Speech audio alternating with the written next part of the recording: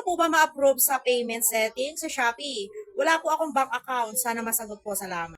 So ayun, paano ba ang madaling proseso para ma-approve ang ating bank account kay Shopee? Number one po ay dapat po lang na tama po yung ating pipilapan kay Shopee. Dapat po ay kompleto talaga. Ayan, katulad ng ating TIN ID, dapat meron tayong TIN ID na in-upload, yung number natin, ayun yung pangalan natin sa TIN ID, dapat kompleto. Kasi po talagang may tax tayo kay Shopee. Yes po, may mga tax po yung ating mga earnings kay Shopee. Ayan, ano bang bank account din ang ginamit ko? Pwede man dito ang BDO, ayan, ang Metrobank, RCBC, pero ang GCash po ay hindi pwede. Pero once po na na-approve natin ang ating payment setting ay pwede na natin siya i-send through GCash. Yes po, tama. Pwede natin siya i-send through GCash kahit hindi na sa ating bank account na inilagay kay Shopee. Pagkatapos, di ba po ba, ay may secondary na bank account. Ayan. Kung ano po inilagay nyo sa first na bank account nyo, ayun din po sa secondary bank account.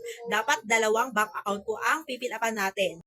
Yes po, dalawang bank account po yun, di ba? Meron siya sa ibaba ng secondary bank account. Ayun, fill-upan din po natin siya. Make sure tama po yung inilagay natin sa una at ganun din sa pangalawang bank account. Ano ba ang ginamit kong bank account na nilagay ko sa ating payment sa Shopee? Ang inilagay ko po ay C-Bank. Yes po, C-Bank ang inilagay ko kay Shopee.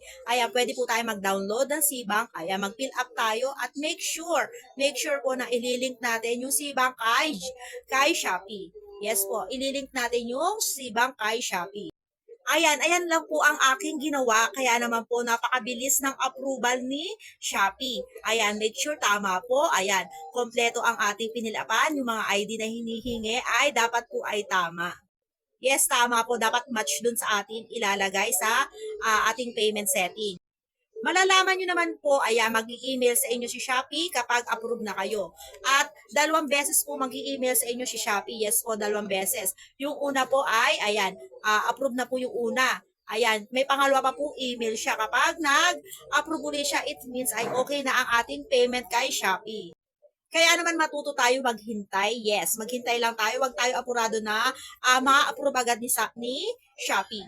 So, ayun lang mga lods ko. Kung nakatulong tong video na to, pa-like and share and follow na rin para updated tayo sa ating mga tutorial. Ayan, kung may problema kayo about Shopee, ayan, mag-comment lang kayo at sasagutin natin yan. Pa-follow na rin.